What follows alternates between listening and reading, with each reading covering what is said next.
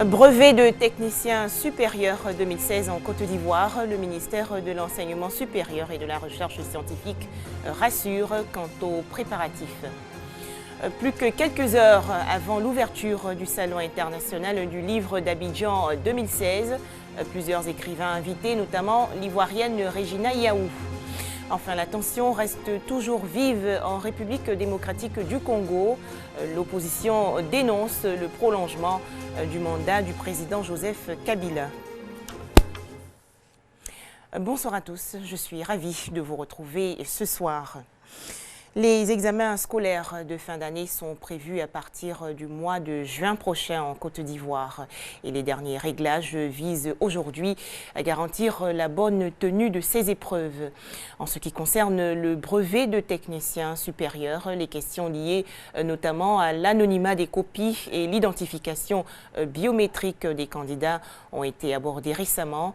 C'était lors d'une rencontre entre le ministère de l'Enseignement supérieur et la coordination des associations des parents d'élèves et étudiants. On en parle avec Ami Sissoko. La nouvelle réforme du BTS brevet de technicien supérieur est la bienvenue. C'est la position de la coordination des associations des parents d'élèves et étudiants de Côte d'Ivoire. Dans les entreprises, quand tu vois un stagiaire qui a le BTS, qui te fait un rapport, vraiment c'est un peu rouge. Il faut qu'on donne une valeur à ce diplôme-là. Et nous sommes partants. La nouvelle réforme du BTS touche essentiellement l'anonymat des copies, l'identification biométrique des candidats, l'enrôlement des étudiants avec des pièces d'identité originales et les dates des différentes épreuves. Ces nouvelles procédures d'organisation sont sujets à débat.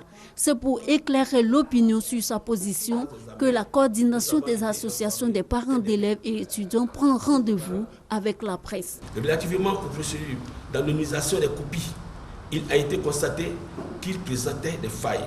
Concernant l'identification de l'étudiant, de nombreuses irrégularités sont à noter, dont la substitution des candidats par des non-candidats, l'élaboration des faux dossiers et la production de faux documents. Aussi, pour toutes les raisons précitées, mais non exhaustives, Madame le ministre a-t-elle pris d'importantes dispositions qui devraient nous permettre non seulement d'aboutir à une meilleure sécurisation des examens BTS, mais aussi et surtout restaurer leur crédibilité tant au niveau national qu'international.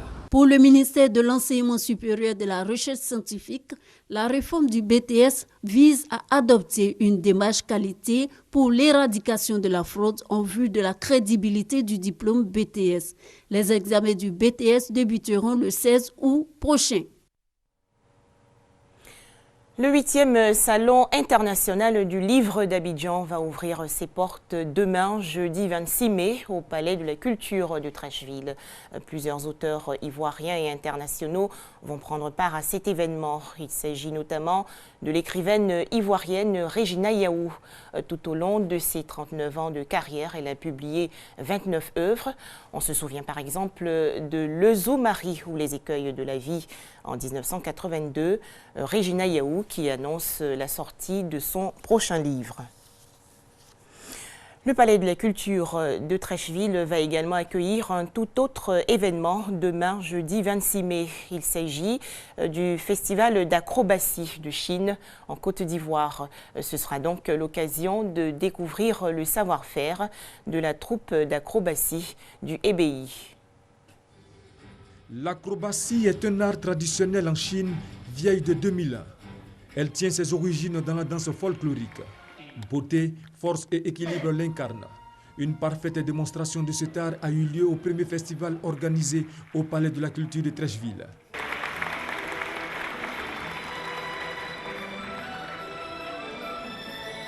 Chapeau de paille, spectacle antipodiste avec objets lourds. Clowns au ballon sont entre autres les tableaux appréciés par le nombreux public. Ce spectacle permet de raffermir les liens culturels entre la Côte d'Ivoire et la Chine.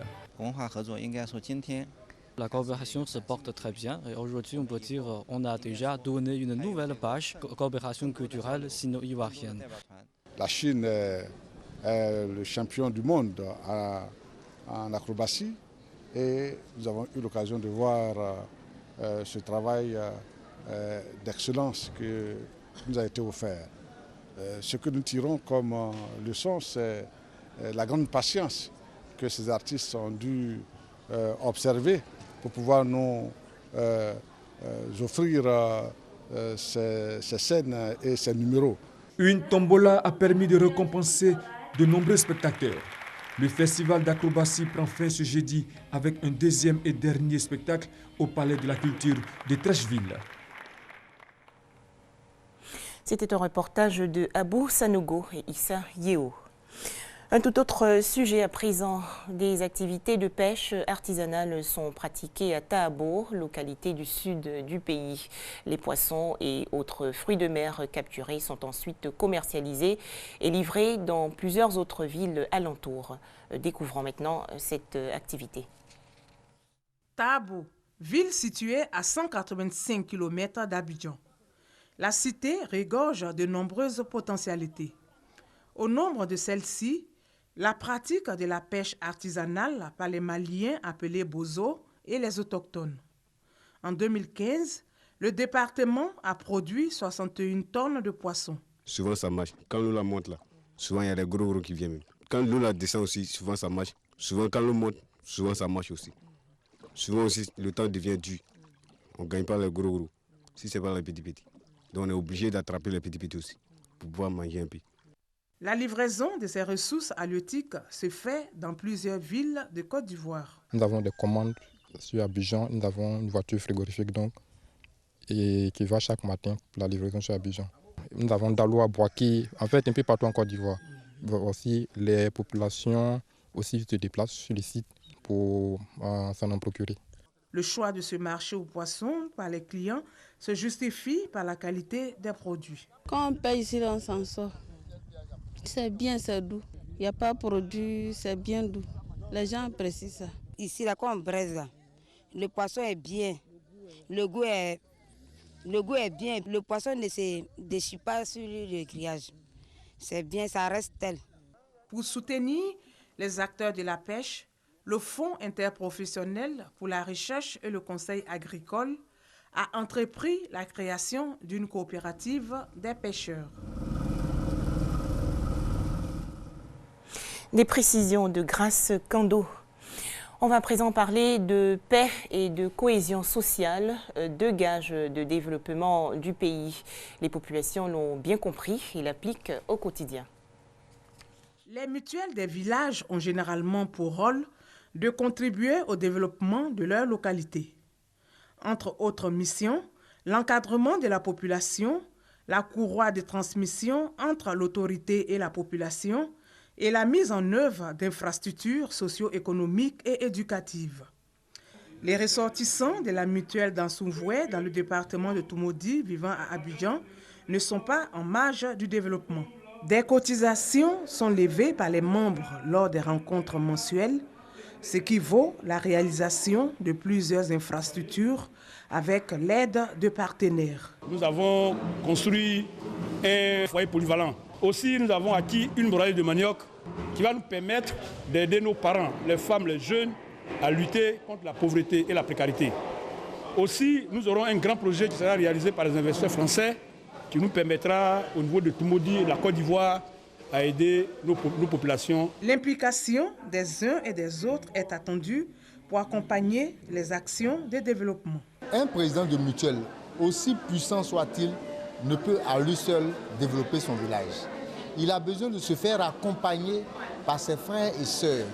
Je leur ai lancé aussi cet appel pour dire que personne ne se considère suffisamment pauvre pour ne pas participer aux activités de développement. Les mutuelles de développement sont aussi le lieu où l'on prône la paix et la cohésion sociale. Il faut que nous apprenions à être sages. Et être sage demande que nous cultivions dans notre comportement de tous les jours un certain nombre de vertus. Si nous savons donc cultiver toutes ces vertus dans notre comportement, nous semons la paix autour de nous.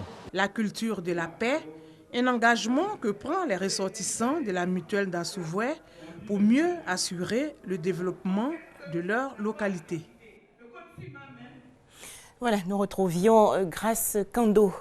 Et pour terminer, l'actualité nationale, sachez qu'une journée sportive a été organisée récemment par le ministère de l'Éducation nationale et de l'enseignement technique.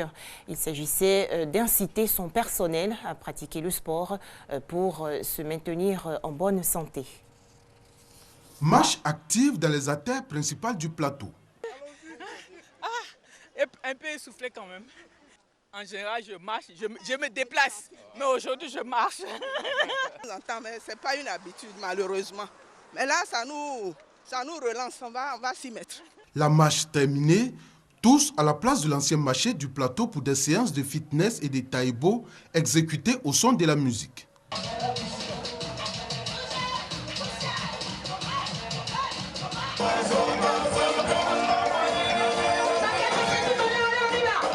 L'ensemble du personnel du ministère de l'Éducation nationale répond ainsi à l'appel de sa tutelle.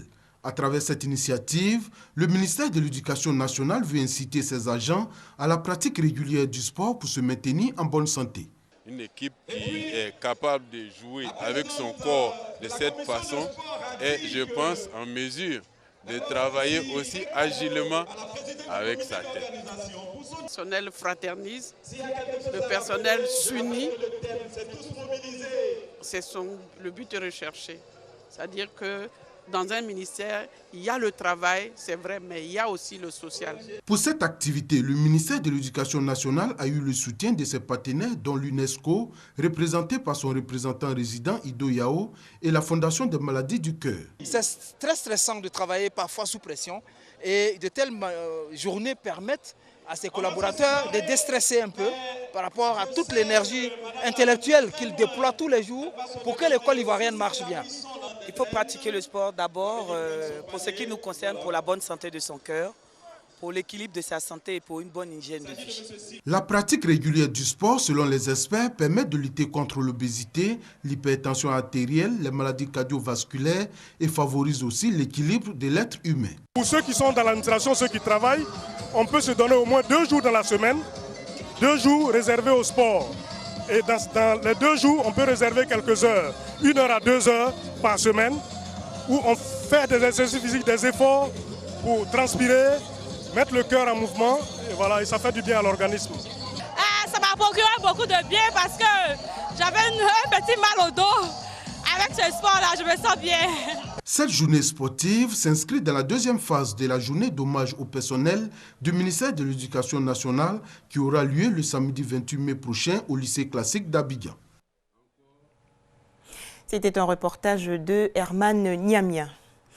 Les relations semblent désormais aplanies entre le Sénégal et sa voisine la Gambie. En effet, la frontière entre les deux pays a été rouverte au transport routier après plus de 3 mois de blocus de la Gambie par des transporteurs sénégalais exigeant de meilleures conditions pour traverser ce pays.